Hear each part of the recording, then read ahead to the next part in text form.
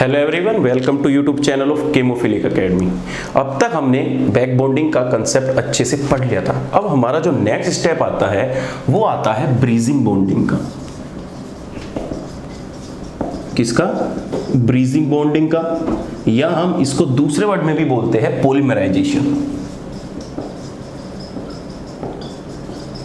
अब देखो, bridging bonding और पॉलीमराइजेशन क्या होता है। अब तक हमारा बैक बॉन्डिंग कराने का रीजन क्या था? हमने क्या देखा था, कुछ ऐसे कंपाउंड थे जो डेफिशिएंट होते थे, लेकिन उनकी डेफिशिएंसी थोड़ी सी डिक्रीज हो रही थी बैक बॉन्डिंग के थ्रू, कंप्लीटली डिक्रीज नहीं हो रही थी।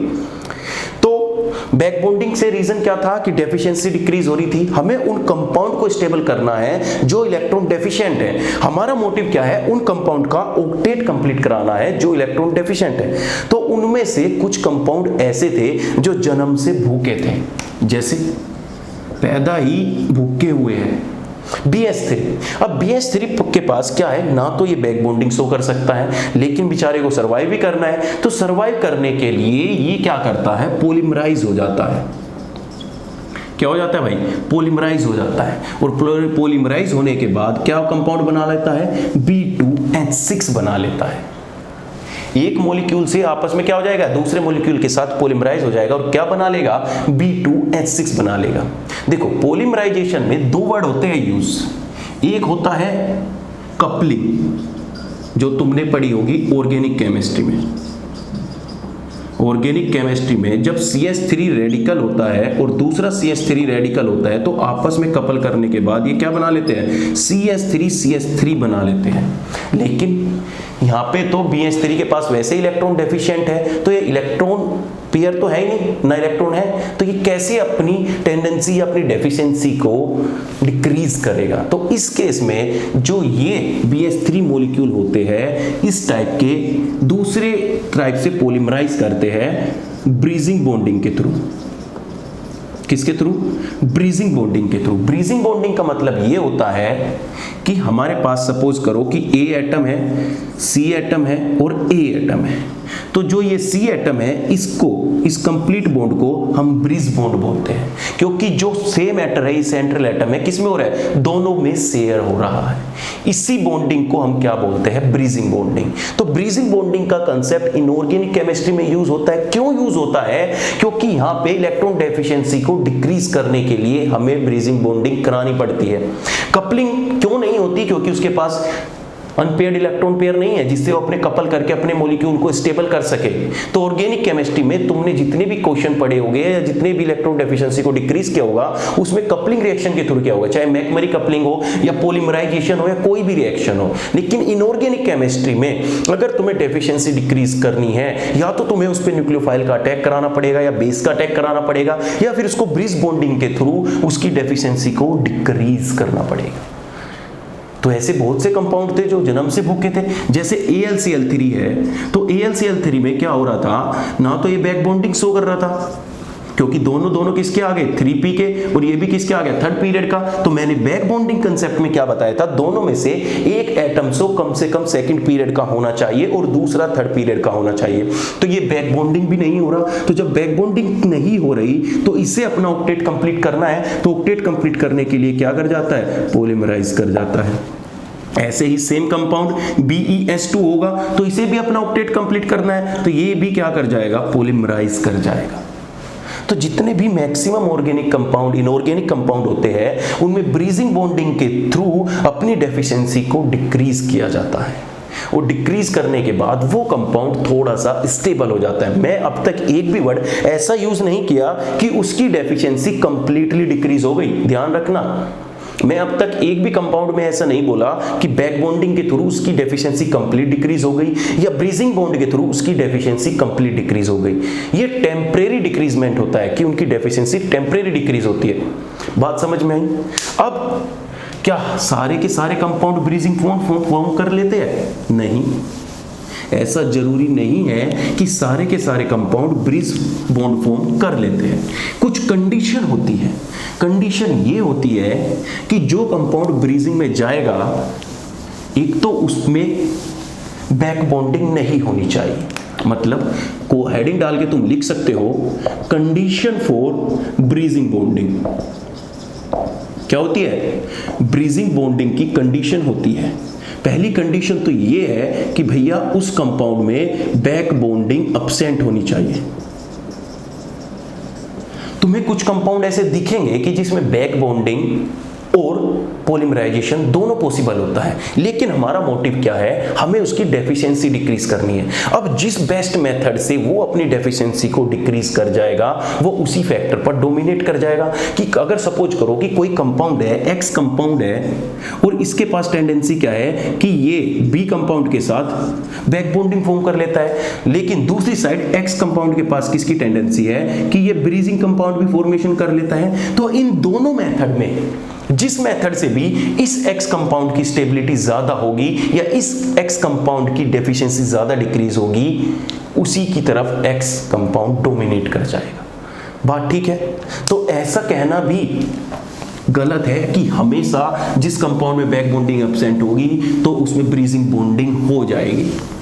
कंडीशन तुम्हें बता दी, एक एक चीज बिल्कुल कंसेप्ट से क्लियर होनी चाहिए। अगर मैं तुम्हारे ऊपर टाइम लगा रहा हूं पढ़ाने में, चीजों को समझाने में, तो मैं चाहता हूं कि एक एक कंसेप्ट अच्छे से क्लियर हो। सेकंड, अब भैया बैक बॉन्डिंग का कंसेप्ट तो ठीक है, लेकिन कंपाउंड का साइज तो बड़ा हो सकता है, साइड एटम स्मॉल भी हो सकते हैं, बड़े भी हो सकते हैं। हाँ, तो इसका ब्रीजिंग बॉन्डिंग के ऊपर भी इफेक्ट पड़ता है। तो हमारी स्टेरिक क्राउडिंग एब्सेंट होनी चाहिए। स्टेरिक क्राउडिंग क्या होनी चाहिए? एब्सेंट होनी चाहिए, तभी हमारी ब्रीजिंग हो पाएगी इफेक्टिवली। बात समझ लेते हैं, होगी बात क्लियर? दूसरा कि हमारा जो ब्रीज कंपाउंड फॉर्मेशन हो रहा है वो कितने टाइप का हो सकता है। जैसे सपोज करो कि हमारा कोई एटम है ए, ये सी एटम है और ये एटम है ए। अब ये क्या कर रहे हैं? दो ये एटम इसके साथ ब्रिज बॉन्ड फॉर्मेशन कर रहे हैं। तो जब ब्रिज बॉन्ड फॉर्मेशन कर रहे हैं तो यहां पे कितने हो गए? 3 सेंटर हो गए और 2 इलेक्ट्रॉन बॉन्ड फॉर्मेशन हो गया। कैसे? जैसे मैं बोरोन का एग्जांपल लेके तुम्हें समझा देता हूं। B2S6 में जब ये ब्रिज बॉन्ड फॉर्मेशन करता है हाइड्रोजन के साथ, तो उस केस में ये जो बॉन्ड होता है ये 3 सेंटर 2 इलेक्ट्रॉन बॉन्ड होता है। क्यों? क्योंकि एक इलेक्ट्रॉन तो हाइड्रोजन से आता है और एक इलेक्ट्रॉन बोरोन से आता है। तो ओवरऑल इस बॉन्डिंग में क्या हो जाते हैं? 3 सेंटर 2 इलेक्ट्रॉन बॉन्ड हो जाते हैं। बात समझ में आई? तो ऐसे कंपाउंड जिसमें 3 सेंटर 2 इलेक्ट्रॉन बॉन्ड होते हैं वो कंपाउंड हो गए जब सी एटम पर लोन पेयर एब्सेंट होंगे। क्या होंगे? लोन पेयर एब्सेंट होंगे। कैसे कंपाउंड हो सकते हैं? जैसे मैं तुम्हें बोलने लगूं कि BeH2 को पॉलीमराइज करोगे तो इसमें फॉर्मेशन होगा B2H4। तो इस केस में जो कंपाउंड बनेगा उसमें जो बॉन्ड फॉर्मेशन होगा वो किस टाइप का होगा? तो वो 3 सेंटर 2 इलेक्ट्रॉन सिस्टम होगा, क्योंकि हाइड्रोजन के पास क्या है? लोन पेयर नहीं है। जैसे मैं तुम्हें बोलने लगूं कि Al2CH का 6 है, तो इसमें बताइए किस टाइप की बॉन्डिंग प्रेजेंट होगी? Back bond, bridging bonding. तो इसमें CH3 के पास, CH के पास क्या है? लोन पेयर नहीं है, तो इसलिए इस कंपाउंड में भी कैसा बॉन्ड प्रेजेंट होगा? 3 सेंटर 2 इलेक्ट्रॉन। तो पहले टाइप के ब्रिज बॉन्ड वो फॉर्मेशन हो सकते हैं जिसमें 3 सेंटर और 2 इलेक्ट्रॉन कंट्रीब्यूट करके हम एक ब्रिज बॉन्ड फॉर्मेशन कर सकते हैं। बात ठीक है? दूसरा किस टाइप का हो सकता है कि हमारे पास सेंटर तो 3 हो, लेकिन जो ब्रिजिंग हेड पर हम यूज कर रहे हैं एटम, उसके पास लोन पेयर हो सकते हैं। तो जब उसके पास लोन पेयर हो जाएंगे, जैसे ए एटम है, सी एटम है और ए एटम है, अगर इसके पास लोन पेयर प्रेजेंट है तो इस केस में 2 इलेक्ट्रॉन तो ये हो जाएंगे और 2 इलेक्ट्रॉन ये हो जाएंगे। तो ओवरऑल ये क्या हो जाएगा? 3 सेंटर 4 इलेक्ट्रॉन सिस्टम हो जाएगा। तो इस टाइप को second type of bridging bonding बोलते हैं। एग्जांपल के लिए जैसे तुम देख सकते हो Al2Cl6, इसमें क्या है? ब्रीजिंग बॉन्डिंग होगी। तो ब्रीजिंग बॉन्डिंग जब प्रेजेंट होगी तो एल्यूमिनियम क्लोराइड एल्यूमिनियम इस तरीके से होगी। तो यहां पर 2 इलेक्ट्रॉन ही होंगे, ऊपर से इस क्लोरीन के पास लोन पेयर है, तो ओवरऑल कितने सेंटर हो गए? 3। कितने सेंटर हो गए? एल्यूमिनियम, क्लोरीन और एल्यूमिनियम 3 सेंटर, और एटम तोड़े तो टोटल इलेक्ट्रॉन कितने हो गए? 4। तो ऐसे टाइप को हम क्या बोलते हैं? 3 सेंटर 4 इलेक्ट्रॉन सिस्टम। अब एक सेकंड टाइप हो गया, एक थर्ड और स्पेशल टाइप भी होता है। कभी कभी क्वेश्चन ऐसा आज तक पूछा नहीं गया, लेकिन अगर तुम्हें एक सेंटर एटम दे दिया और उसमें 4 एटम कनेक्ट कर दिए, मतलब 3 एटम कनेक्ट कर दिए, तो ये क्या हो गया? 4 सेंटर 2 इलेक्ट्रॉन सिस्टम। क्या इसका कोई एग्जांपल है? हाँ, इसका एग्जांपल है कि जब आपका लिथियम 4 CH4 का ये जो कंपाउंड होता है, इसमें 4 सेंटर 2 इलेक्ट्रॉन सिस्टम प्रेजेंट होता है।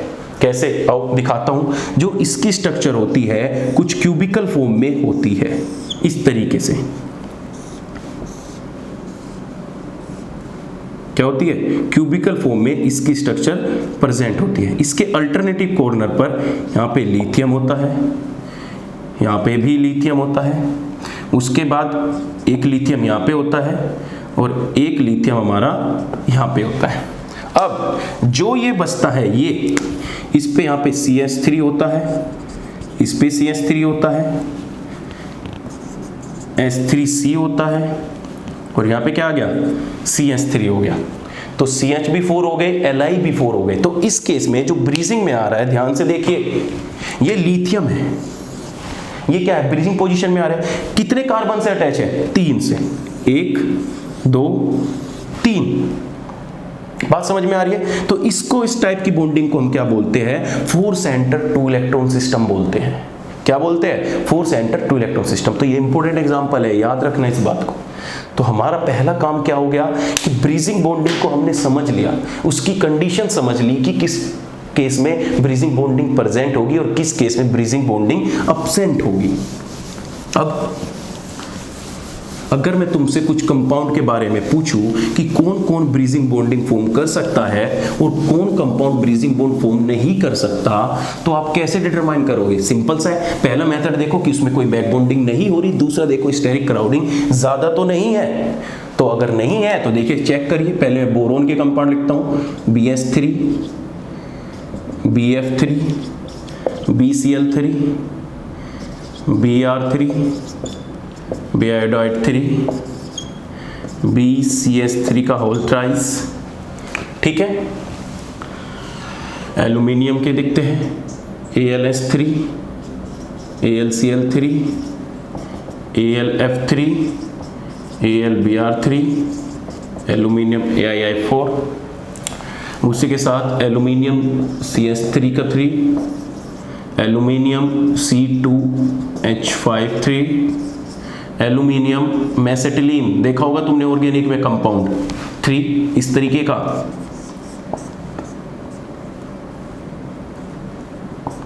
इस तरीके का कंपाउंड होता है मेसेटिलीन एल्यूमिनियम के साथ। ठीक है। और क्या बचता है कोई?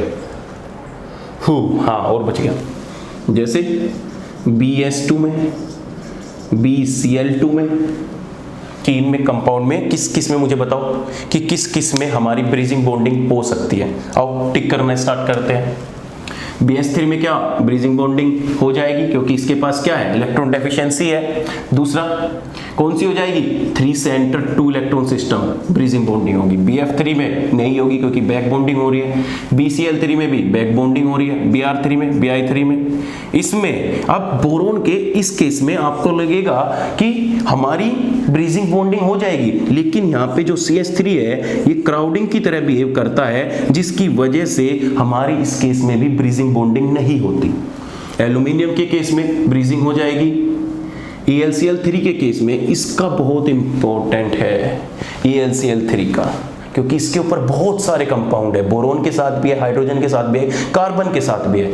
अब जो ये तीनों कंपाउंड होते हैं, ये तीनों के तीनों आयनिक होते हैं, और मैं तुम्हें पहले भी बता चुका हूं कि जो आयनिक कंपाउंड है वो बैक बॉन्डिंग में तो पार्टिसिपेट करते ही नहीं है। तो जब बैक बॉन्डिंग में पार्टिसिपेट नहीं करते तो ब्रीजिंग बॉन्डिंग में पार्टिसिपेट कहां से करेंगे? तो इन तीनों कंपाउंड में किसी में भी आपकी ब्रीजिंग बॉन्डिंग फॉर्म नहीं होती। एक एल्यूमिनियम का स्पेशल केस बता देता हूं कि जब एल्यूमिनियम फ्लोराइड है, इसकी सॉलिड फॉर्म में, आयनिक फॉर्म में एग्जिस्ट करता है, तो आयनिक फॉर्म में जो इसकी स्ट्रक्चर होती है आपको कुछ इस तरीके से नजर आएगी। एल्यूमिनियम, एल्यूमिनियम, ध्यान से देखिएगा। तो इस केस में होता क्या है? Fluorine, fluorine, fluorine. अब फ्लोरीन, हर किसी एल्यूमिनियम का क्या होगा, ऑक्टाहेड्रल एनवायरनमेंट होगा। तो ये इसी तरीके से 1 2 3 4 5 6। तो अगर आपको एल्यूमिनियम के फ्लोराइड के बारे में पूछ ले कि AlF3, यहां पे सब जगह फ्लोराइड है भाई, कि AlF3 अपनी सॉलिड फॉर्म में किस फॉर्म में एग्जिस्ट करता है, तो एल्यूमिनियम के ध्यान रखिए कि AlS3 पॉलीमराइज करता है, AlCl3 पॉलीमराइज करता है, लेकिन AlF3 इस फॉर्म में एग्जिस्ट करता है, लेकिन ये ब्रीजिंग बॉन्डिंग फॉर्म नहीं करता। ध्यान रखिएगा, इंपॉर्टेंट स्ट्रक्चर है, पूछ लेता है कभी कभी एग्जाम में। अब देखिए, अब ये एल्यूमिनियम ये भी ब्रिजिंग बॉन्डिंग फॉर्म कर देगा। अब यहाँ पे इसके लिए CH3 स्टेरिक क्राउडिंग का काम नहीं कर रहा, क्योंकि एल्यूमिनियम का साइज बड़ा है, यहाँ पे बोरोन का साइज छोटा था, तो CH3 इतना बड़ा बल्कि ग्रुप हो जाएगा पूरा का पूरा, क्योंकि हम तो स्टेरिक हिंड्रेंस के रूप में यूज करते हैं ऑर्गेनिक में। तो इस केस में ये स्टेरिक हिंड्रेंस की तरह यूज नहीं होता, इस केस में हो जाएगा। लेकिन मेसेटिलीन बहुत बल्कि ग्रुप हो जाता है, इसलिए इस केस में बैक बॉन्डिंग कह रहा हूँ, ब्रीजिंग बॉन्डिंग नहीं होती। इस केस में हो जाएगी और इस केस में भी हो जाएगी।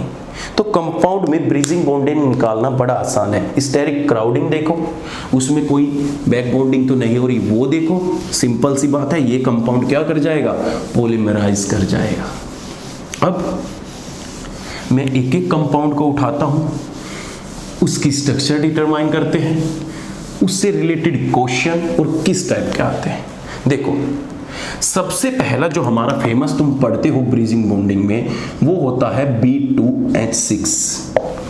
अब देखो, तुमने ध्यान से देखा होगा कि बोरोन के पास एक हाइड्रोजन और एक हाइड्रोजन, लेकिन इसके पास क्या होती है, एक वैकेंट ऑर्बिटल भी होती है। ऐसे ही एक बोरोन के पास एक वैकेंट ऑर्बिटल होती है, हाइड्रोजन हाइड्रोजन हाइड्रोजन। अब ये क्या है, वैकेंट ऑर्बिटल है, ये भी क्या है, एक वैकेंट ऑर्बिटल है।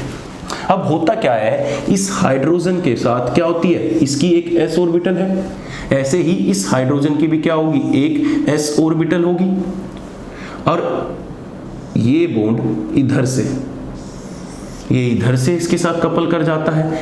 अब एक इलेक्ट्रॉन तो इसका हो गया बोरोन का, और एक इलेक्ट्रॉन किसका हो गया, हाइड्रोजन का, और इधर से क्या हो गई, ये वैकेंट हो गई। अब इस केस में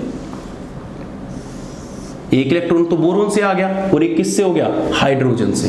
तो ओवरऑल जो बॉन्डिंग फॉर्मेशन हो रही है वो 3 सेंटर 2 इलेक्ट्रॉन बॉन्डिंग फॉर्मेशन हो रही है, क्योंकि बोरोन के पास आउटर मोस्ट में 3 होते हैं, जो कि इसने एक इसमें इधर यूज कर लिया, एक इस साइड यूज कर लिया। अब जो एक बचा है, इसने इस हाइड्रोजन के साथ बॉन्डिंग फॉर्मेशन में यूज कर दिया।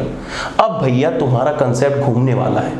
हमेशा हम क्या सोचते हैं कि भरी हुई ऑर्बिटल ही ओवरलैपिंग करके बॉन्ड फॉर्मेशन करती है, लेकिन नहीं, वैकेंट ऑर्बिटल भी ओवरलैपिंग करके बॉन्ड फॉर्मेशन करती है। तो ऐसा जरूरी नहीं है, कभी कभी टिक मार्क या क्वेश्चन में मल्टीपल चॉइस में ऐसा पूछ ले कि क्या हमेशा भरी हुई ऑर्बिटल ही बॉन्डिंग फॉर्मेशन करती है, नहीं, वैकेंट ऑर्बिटल भी ओवरलैपिंग करके बॉन्डिंग फॉर्मेशन कर सकती है। क्योंकि रिजल्ट तुम्हारे सामने है, जानने के लिए तुम कह सकते हो कि B2H6 में तुम इजीली देख सकते हो कि वहां पे बोरोन के पास एक वैकेंट ऑर्बिटल है, जो कि हाइड्रोजन के साथ, हाइड्रोजन की s ऑर्बिटल के साथ ऑर्बिट वो ओवरलैपिंग करता है और बॉन्ड फॉर्मेशन बनाता है। तो यहाँ पे जब इनके साथ ये बॉन्ड फॉर्मेशन कर लेगा, तो इस बोरोन का हाइब्रिडाइजेशन कितना हो जाएगा, sp3, और इस बोरोन का हाइब्रिडाइजेशन भी कितना हो जाएगा, sp3, और यहाँ पे क्या रहेगी, s ऑर्बिटल। तो हमारा एक बॉन्ड फॉर्मेशन होके आ जाता है sp3 s और sp3। इस टाइप के बॉन्ड को हम क्या बोलते हैं, बनाना बॉन्ड बोलते हैं। क्या बोलते हैं, बनाना बॉन्ड। क्योंकि अगर तुमने इस स्ट्रक्चर को ध्यान से देखा हो कि जब ये 2 ऑर्बिटल इसके साथ ओवरलैपिंग करेगी, तो उस केस में जो ये 2 इलेक्ट्रॉन है, इनकी इलेक्ट्रॉन डेंसिटी इस तरीके से दोनों बोरोन पर मूव करती रहेगी, इस तरीके से। ऐसे ही इस केस में इधर मूव करती रहेगी। तो हमारे पास इनकी इलेक्ट्रॉन डेंसिटी का एक इस तरीके से प्लॉट आ जाता है। देखो ध्यान से, ब्लू मार्कर से तुम्हें दिख रहा होगा, आ गया। इस इस तरीके से इस रीजन में मूवमेंट चलता रहता है, क्योंकि बोरोन को डेफिशिएंसी कम करनी है और डेफिशिएंसी कम होगी तो ये जो इलेक्ट्रॉन की इलेक्ट्रॉन डेंसिटी है एक बार इस बॉन्ड की तरफ मूव करती ही रहेगी, तो जिसकी वजह से इसकी शेप कैसी आ जाती है, बनाना की तरह। तो बनाना बॉन्ड क्या होता है, sp3s sp3। तो B2H6 में जो 3 सेंटर 2 इलेक्ट्रॉन बॉन्ड होता है, 3 सेंटर 2 इलेक्ट्रॉन बॉन्ड होता है, उसी को हम क्या बोलते हैं, बनाना बॉन्ड बोलते हैं। बात समझ में आई? अब ध्यान से सुनिए मेरी बात, ये बात ठीक है। अब हर एक बनाना बॉन्ड, ध्यान रखिएगा इस बात को,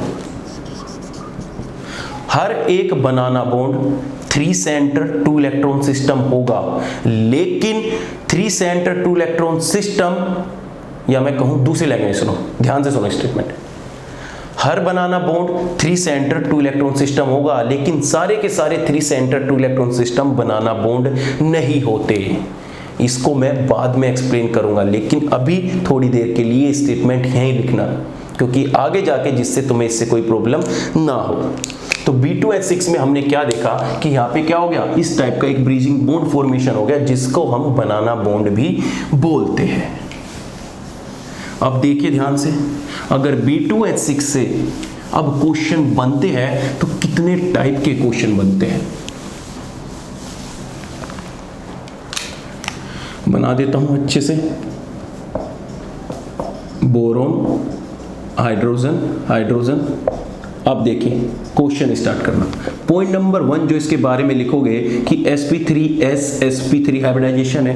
दूसरा मुझे बताओ कि इसमें 3 सेंटर 2 इलेक्ट्रॉन बॉन्ड कितने हैं। तीसरा मुझे बताओ 2 सेंटर 2 इलेक्ट्रॉन बॉन्ड कितने प्रेजेंट हैं। बात ठीक है। और फोर्थ मुझे बताओ कि अगर मैं इसकी बॉन्ड लेंथ x मान लेता हूं और बाहर वाले की बॉन्ड लेंथ y मान लेता हूं, तो दोनों में से बॉन्ड लेंथ का ऑर्डर क्या होगा। और फिफ्थ क्वेश्चन मुझे बताओ कि अगर मैंने इसको अल्फा मान लिया और मैंने अगर इसको बीटा मान लिया, तो दोनों में से बॉन्ड एंगल का ऑर्डर क्या होगा।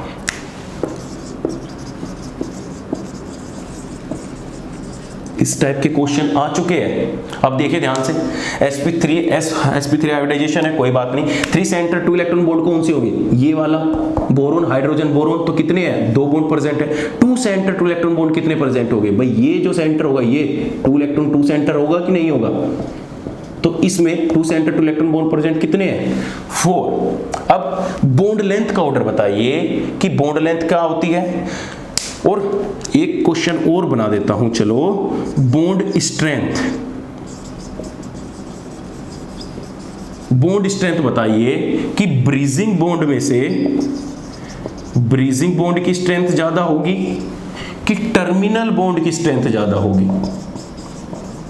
बताइए, कीजिए इन क्वेश्चन को, वेट मत कीजिए, जितने तुम लगा सकते हो अपने लॉजिक लगाइए। अब देखिए ध्यान से, सबसे पहले इन दोनों कंसेप्ट को समझने के लिए तुम्हें पहले ये समझना पड़ेगा कि ब्रीजिंग बॉन्ड की बॉन्ड लेंथ ज्यादा होगी कि टर्मिनल की। बात देखिए, अब होता क्या है कि बोरोन, हाइड्रोजन, बोरोन, यहां पर 3 सेंटर है और 2 इलेक्ट्रॉन सिस्टम है। 3 सेंटर का मतलब ये हो गया कि इसमें 3 न्यूक्लियस है और 3 न्यूक्लियस का 2 इलेक्ट्रॉन पर होल्ड है। अब जब 3 न्यूक्लियस 2 इलेक्ट्रॉन पर होल्ड लगाएंगे तो स्ट्रॉन्ग होल्ड रखेंगे इलेक्ट्रॉन पर। अब टर्मिनल वाले सिस्टम पे 2 सेंटर है और 2 इलेक्ट्रॉन सिस्टम है, तो 2 न्यूक्लियस 2 इलेक्ट्रॉन पर होल्ड रख रहे हैं। बात समझ रहे हो कि नहीं समझ रहे हो। अब अगर बॉन्ड लेंथ की बात करें, सपोज करो एक इंसान है और इंसान को 3 आदमी चारों तरफ से घेर ले, एक आगे हो जाएगा, एक इधर हो जाएगा, एक इधर हो जाएगा, तो मुझे निकलने में दिक्कत आएगी कि नहीं आएगी। तो मैं क्या करूंगा, अपने डिस्टेंस में घुस के रह जाऊंगा, ऐसे गुचड़ के रह जाऊंगा। लेकिन अगर सिर्फ एक ही आदमी मेरे सामने रहे तो मैं इसे धक्का देकर उसे दूर कर सकता हूं। तो यही रीजन होता है कि इन 2 इलेक्ट्रॉन पर इन 3 न्यूक्लियस का होल्ड ज्यादा होता है, जिसकी वजह से इस ब्रीजिंग बॉन्ड की स्ट्रेंथ हाई होती है टर्मिनल के कंपैरिजन में। तो अगर तुमसे बॉन्ड स्ट्रेंथ की बात पूछ ले तो ब्रीजिंग बॉन्ड की बॉन्ड स्ट्रेंथ ज्यादा होती है। क्यों? क्योंकि इस पर 3 न्यूक्लियस का होल्ड होता है 2 इलेक्ट्रॉन सिस्टम पे, और यहाँ पे 2 इलेक्ट्रॉन पे 2 न्यूक्लियस का होल्ड होता है। तो कभी भी जितने जितने इलेक्ट्रॉन सिस्टम है, जितना ज्यादा न्यूक्लियस का होल्ड ज्यादा रहेगा इलेक्ट्रॉन पे, इतना ही ज्यादा बॉन्ड स्ट्रेंथ स्ट्रॉन्ग होगी और इतना ही बॉन्ड क्या होगा, स्मॉल होगा। अब देखिए ध्यान से, अब बात कर लेते हैं बॉन्ड लेंथ की, कि मुझे बताओ कि x बड़ी होगी कि y बड़ी होगी, बताइए। अब होता क्या है, तुम्हें दिखने में लगेगा कि सर ब्रीजिंग बॉन्ड की तो बॉन्ड स्ट्रेंथ ज्यादा है, तो बॉन्ड स्ट्रेंथ ज्यादा है तो ये बॉन्ड लेंथ कम होनी चाहिए थी, लेकिन एक्चुअल में होता क्या है कि x की बॉन्ड लेंथ ज्यादा होती है y से। रीजन क्या है, क्योंकि जब ये ब्रीजिंग बॉन्ड फॉर्मेशन होता है तो 4 मेंबर की रिंग बनती है। जब ब्रीजिंग बॉन्ड फॉर्मेशन होता है तो 4 मेंबर की रिंग फॉर्मेशन होती है। तो 4 मेंबर की जब रिंग फॉर्मेशन होगी तो ये अपना स्ट्रेन लूज करना चाहेगी, और जब स्ट्रेन लूज करना चाहेगी तो ये बॉन्ड होते हैं थोड़े ऊपर की तरफ खुल जाते हैं, जिसकी वजह से इनकी बॉन्ड लेंथ इंक्रीज हो जाती है एज कंपेयर टू टर्मिनल। अब देखो तुम्हारा दिमाग घूम गया होगा, सर आप तो यहाँ तो बॉन्ड स्ट्रेंथ तो ज्यादा बता रहे थे और यहाँ पे बॉन्ड लेंथ कम बता रहे हो, बॉन्ड लेंथ ज्यादा बता रहे हो। मतलब यही होता है ना कि जितनी ज्यादा बॉन्ड स्ट्रेंथ है इसका मतलब बॉन्ड छोटा है, लेकिन ये जरूरी नहीं है। जब ब्रीजिंग बॉन्ड की बात आती है तो स्टेरिक हिंड्रेंस को या स्टेरिक ये जो रिंग में होती है इसको लूज करने के लिए इस स्ट्रक्चर को थोड़ा सा खुलना पड़ता है, और जिसकी वजह से ये बॉन्ड लेंथ इंक्रीज हो जाती है। तो x क्या होगा, ग्रेटर देन y होगा। अब मुझे बताओ कि अल्फा और बीटा में कौन बड़ा होगा। सिंपल सी बात है, तो तुम देख के भी बता दोगे कि बीटा एंगल होगा वो ग्रेटर देन क्या होगा, अल्फा होगा। रीजन क्या है, क्योंकि बीटा एंगल में 2 हाइड्रोजन ऊपर की तरफ है, एक नीचे की तरफ है, लेकिन इसमें अल्फा के केस में क्या होगा कि इन हाइड्रोजन को इधर से दूसरा एटम भी क्या कर रखा है, होल्ड। तो इधर से आके जब ये 2 ऐसे होल्ड करके रखेंगे तो स्ट्रक्चर थोड़ी सी नीचे की तरफ रहेगी, तो जिसकी वजह से ये तो पूरी कंप्लीटली ओपन हो गई, क्योंकि इन पर तो किसी का होल्ड नहीं है, क्योंकि इधर से इनको कोई नीचे करने वाला नहीं है, तो जिसकी वजह से बॉन्ड एंगल डिक्रीज नहीं होगा। लेकिन अल्फा के केस में इधर से इन दोनों हाइड्रोजन को बोरोन ने भी कर रखा है, तो इधर से ये बोरोन की तरफ अगर बाहर से जा रहे हैं तो ये दूसरा बोरोन फिर से नीचे की तरफ करने की कोशिश करेगा, तो अल्फा का बॉन्ड एंगल कम होता है बीटा से। ध्यान रखिएगा। तो इतने सारे क्वेश्चन B2H6 से बन सकते हैं। या तुमसे छठा क्वेश्चन ये भी पूछ सकता है कि इसमें B2H6 में BH2 यूनिट कितनी है, 2 यूनिट प्रेजेंट है। ये तो सिंपल है, अपने पास से क्वेश्चन बनाने को तो 1000 क्वेश्चन में बना सकता हूं। लेकिन इंपॉर्टेंट क्या है कि ये ऊपर वाले जो 6 क्वेश्चन है किसी में भी केस में पूछ सकता है, इसलिए मैं हर एक कंपाउंड की उसके साथ ही चीजें बताऊंगा कि इस कंपाउंड से क्या क्या आ सकता है। याद करने का ऐसा इतना नहीं है, अगर तुमने एक बार इस टॉपिक को समझ लिया तो तुम्हारे टिप्स पे हो जाएगा सब कुछ। तुम्हें सिर्फ देखना है, कंपाउंड का नाम सुना और तुरंत बना के बता दोगे कि इसमें कितना सिस्टम है। बात समझ में है? तो सिर्फ बोरोन में B2H6 ही क्या बनाता है, ब्रीजिंग बॉन्ड फॉर्मेशन करता है।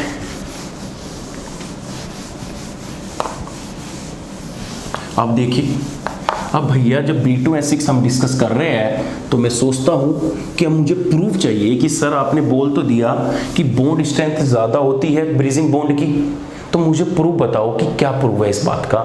तो देखिए प्रूफ क्या है, प्रूफ लिख लो, proof for strong bridging bond, strong bridging bond then terminal.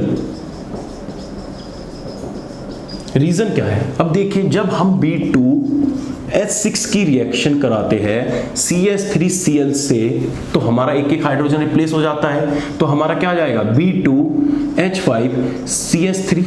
ऐसे ही हम रिएक्शन कराते चले जाते हैं, तो जब हम लास्ट रिएक्शन कराते हैं B2H2 और CH4 की प्लस CH3Cl के साथ, तो हमारी रिएक्शन क्या होती है, नो रिएक्शन।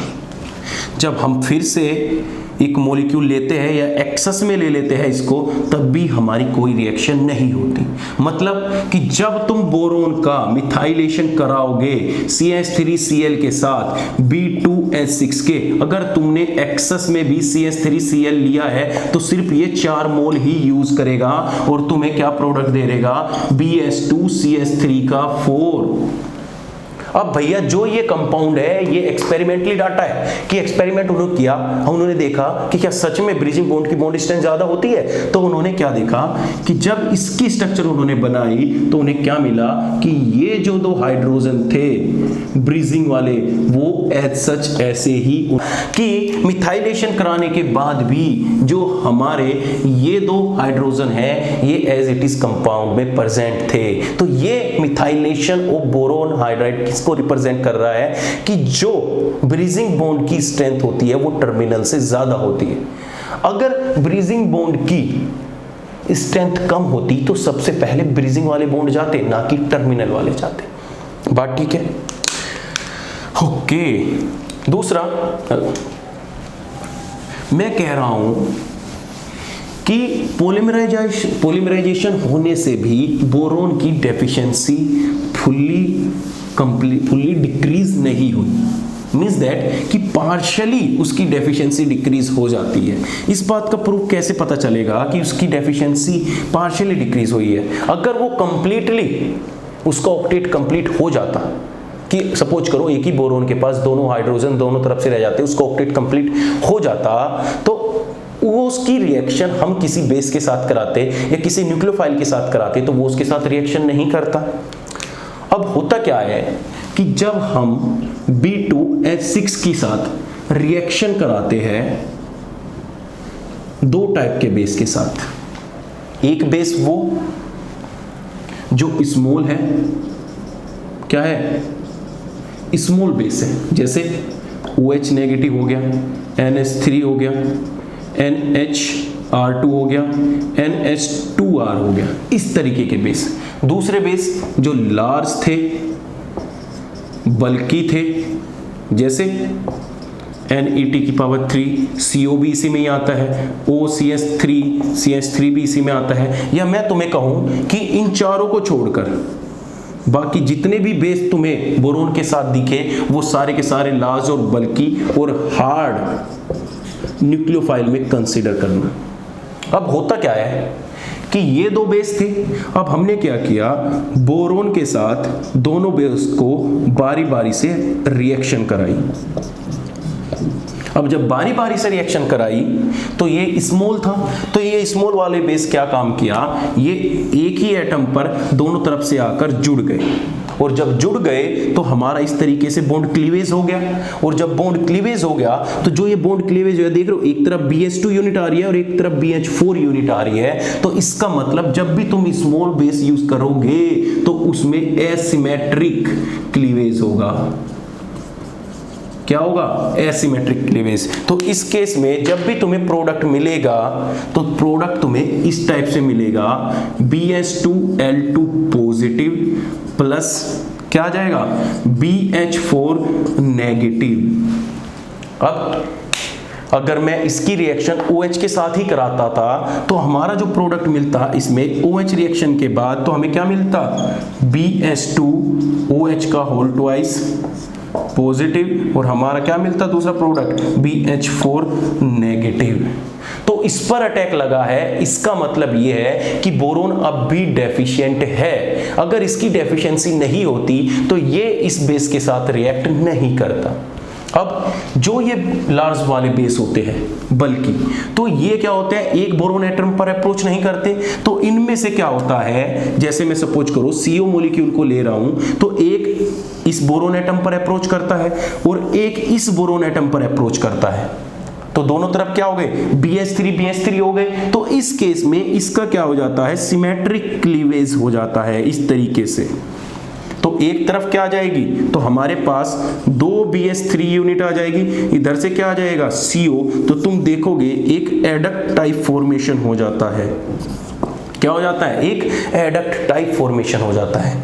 तो जो ये रिएक्शन है इस बात को रिप्रेजेंट कर रही है कि जो B2H6 में है वो पार्शियली डेफिशिएंसी अब भी अवेलेबल है, वो कंप्लीट अपना ऑक्टेट नहीं कर पाया ब्रीजिंग बॉन्ड करने से भी।